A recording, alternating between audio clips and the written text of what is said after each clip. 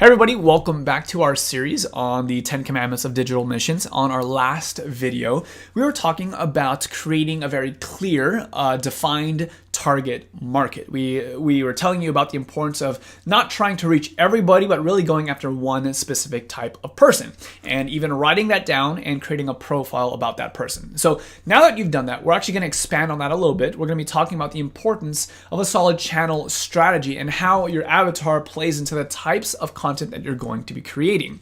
We talked about on an earlier video how it's maybe not necessarily the most valuable thing to just upload your live stream to your church, because that content isn't something that everyone cares about. But number two, another reason why that's not great is because that content that you're creating on a specific weekend may not actually speak to the needs of your avatar, may not actually speak to the needs of your target market. And so we're going to be talking about how you can do your research on a video subject, how to know what it is that your avatar is looking for, how to know what types of video subjects and categories of thought that are most relevant to them. I want you to think about your YouTube channel in the same way that a television station is set up. You think about a television station like ESPN or the cooking channel. Each of those has a very clear value proposition. ESPN, sports, right? The cooking channel, very clearly, it's about food. Each of those are different. There might actually be overlap between those two different audiences. Some might actually choose to watch both, but in order for them to be successful, they need to be very clear about the type of content that they are creating. And similarly, you need to think about this for your channel. You might really love prophecy, and that might be a really great strategy because your avatar might totally match prophecy. But if your channel is all about prophecy, does it then make sense to do like a daily vlog where you go about and you share your life? Maybe, maybe not, depending on how you spin it. If you're going to be doing like question and answer videos from the Bible or relationship advice, does it make sense to do pranks or social experiments? Does it make sense to even upload a sermon in that sense? It really depends on what the content is and really what your strategy is all about. You see, one of the major goals that you have when someone first stumbles across your channel, when they first find their channel, is like, not only is this channel is made for me, but you want to ideally have an entire playlist of videos that someone can go and binge. So if someone shows up and says, you know what, I'm really interested in learning about prophecy, that's the example I'm using a lot right now, that there's not just one video about prophecy, but that there's like 10, 15, 20, 50 videos that they can go through. Some of the coolest comments that I get to read sometimes is someone says, you know what, I just found this channel. I spent like the last 10 hours binge watching all of your content. And this is really ideal. This is what really will help you be successful on the channel, is that your strategy is so clear that you're creating sports videos, or you're creating cooking videos, or you're creating whatever type of content that you're intending to create. So pick one of those categories, pick one of those strategies and stick to it, and really just dive deeper and deeper into that subject. Most people, when they're thinking about their channel strategy, they only go so far. Their basic channel strategy is I'm going to simply post for all of my videos on all of my social media. So every time I upload a YouTube video, I'm going to post about it on Facebook. I'm going to do Twitter shout outs. I'm going to do an Instagram graphic that all is trying to divert attention to my video. And that's okay.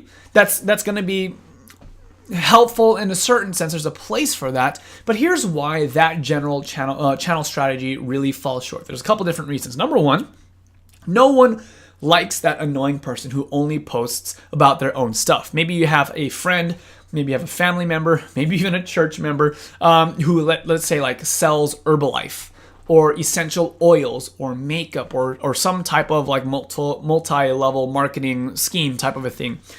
It is very frustrating. It's very annoying to have someone who only posts about that. And if you're like me and like most other people, when you see someone who consistently does that day after day after day after day, what do? Well, it's very simple. You hit unfollow or stop showing posts from that person. And so if you're this person always pumping out your own content, you're gonna be the person that doesn't want to get. No one wants to invite to the party, right? People are gonna start turning off notifications for you, and as a result, your influence is gonna slowly dwindle, and die. Second reason why you don't want to do this is because it takes a lot of time. Honestly, if you're managing like a bunch of different social media platforms, and every time you get to go and pump it out to everything else, That's a lot of time. And that's not something that I'm interested in having to get into the routine of day after day after day after day.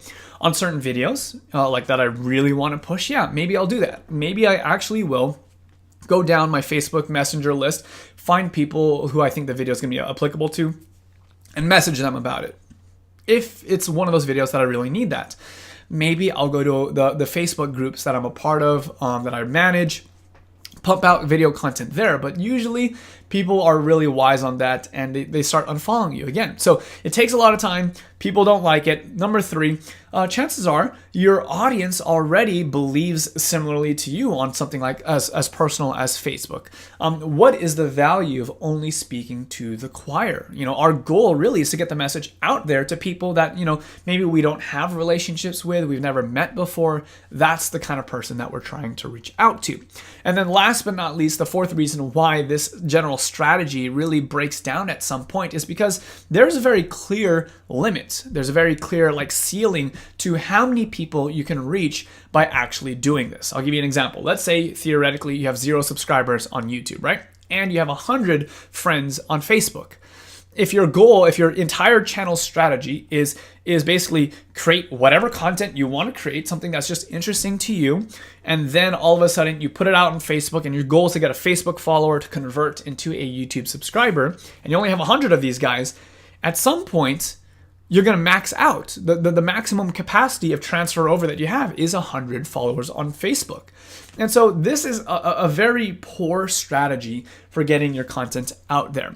It's a very terrible way to go about it. It's annoying, it burns bridges, it's not effective, and there's a limit to it.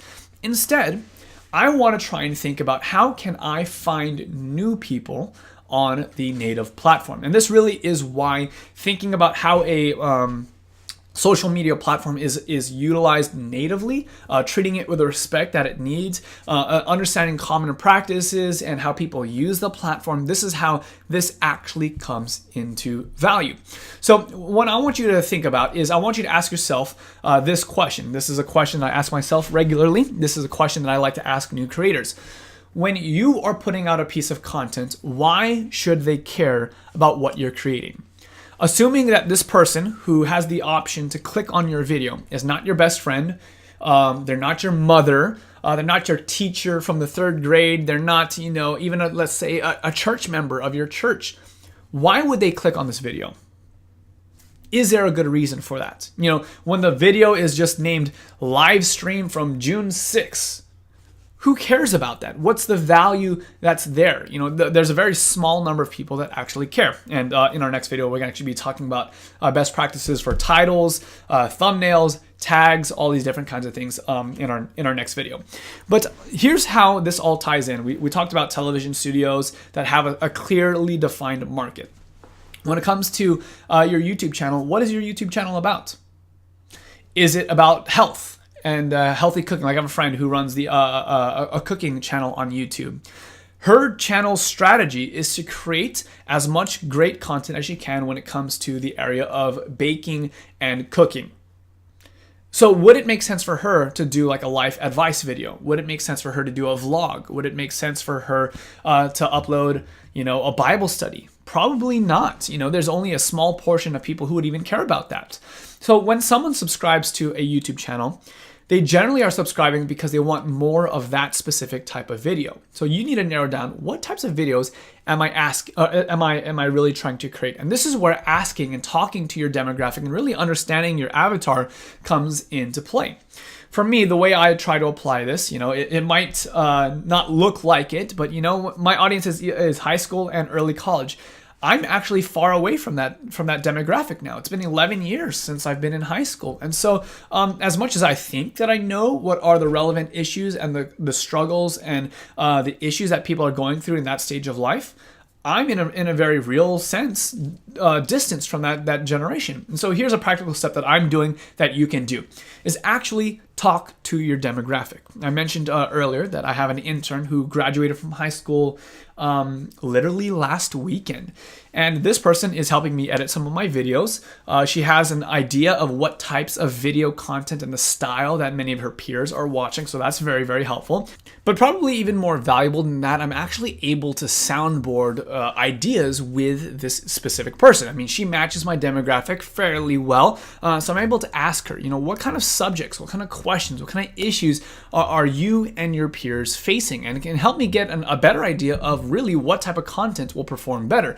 I cannot tell you how many times I've worked very, very hard, 10 hours on a single video and found out, no one really cared about that subject. And other times I've put out a video kind of last minute, very little effort into it and found out, this was the subject that everybody was clamoring for. And so soundboarding with your demographic, soundboarding with your avatar, your target market, actually really helps you filter through your own thought process a little bit more. And then perhaps the most valuable bit that I've actually been able to have is having her in the room while I'm shooting a video, being able to give active feedback. And literally, I think it was just like last week, I was doing a video that I've worked hard on, several hours writing and researching and preparing for.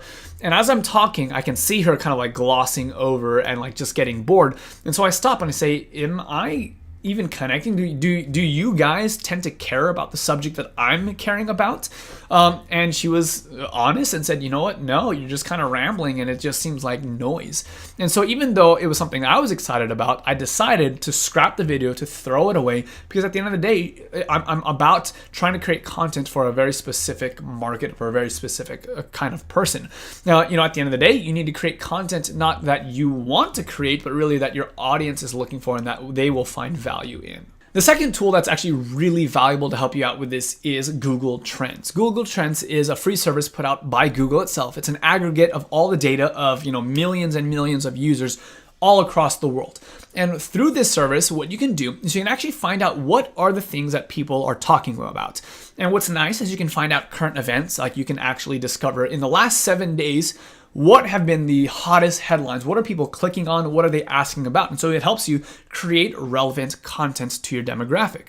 Not only that, you can actually view search phrases like month by month by month. So if you're thinking, it's December coming up, it's gonna be Christmas, what are some of the things that would be valuable to my audience around this particular season? You can actually do research on that and have numbers to back up your research. Now, the third thing that you can do through Google Trends is actually to see how interests might fluctuate, how opinions might fluctuate given one particular region of the world or a particular state within the United States. And so all this data may not be immediately applicable on a video by video basis, but it helps you to round out your channel strategy. It helps you to think about, okay, this is what people are currently talking about, and this is the message that I'm trying to share with them. How can I merge those two together? So rather than just creating content that you are interested in, you're creating content that your audience is going to find valuable, that's going to find interesting, and merging those two together. The third thing that I wanted to really challenge you to do, and this is your last bit of homework for this video, is to utilize YouTube search. Again, we talked about how YouTube is one of the best social media platforms, namely because YouTube is the second most popularly used search engine of all time, second only to Google.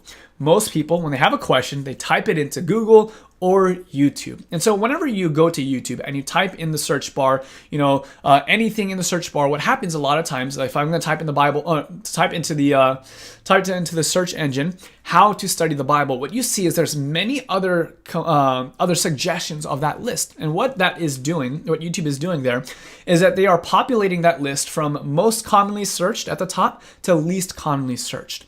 And what I found that this is very helpful for me to do is actually to realize that, the way that I might think about something, the language that I might use to describe a particular thought or idea isn't always the language that my target audience is using. So to give you an example, let's say I'm going across the Bible and I come across, that Jesus is the propitiation of our sins. What does that mean? I might have an idea of what that means, and you might have an idea for what that means. But when you think about this, how many times does the common person actually think about this?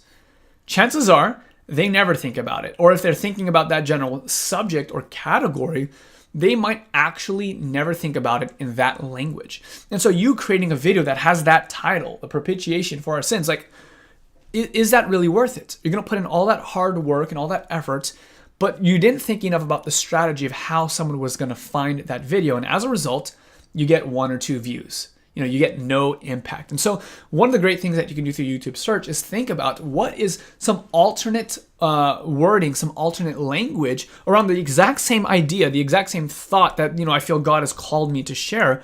What are some other ways that people are talking about this subject? And if you type it into the YouTube search and you start to see like many of these search phrases being auto-completed, that is a good key that this is the language that you need to be using when you're presenting your video to someone else out there. So, to wrap it up, not only do you need a channel avatar, a clearly defined target audience, but you need to have a clearly defined channel strategy.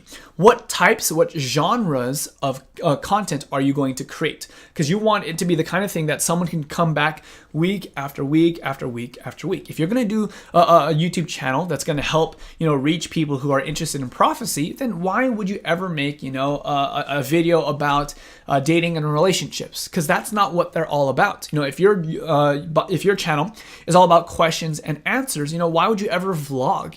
So each of those categories of content is different one from another, and your channel strategy is going to be, I'm going to choose 1 or 2 lanes to really stick in and really master, and then I'm going to try and find out what are the types of things that my audience is thinking about within those types of category. I'm not going to create anything outside of that. I'm not going to go outside of the lines. I'm going to be focused, and that's going to be my channel strategy. So hopefully that's helpful. Our next video is going to go more deeper on that level, talking about titles, thumbnails, all tags, all those different kinds of things, and how you can be more strategic in helping your end user find the video that you're creating. Again, let me know if you have any questions. You can send me emails at justin@thatchristianvlogger.com. I'd be happy to talk to you and give you any advice on some of your projects that you're working on. But until our next video, I'll talk to you later. God bless.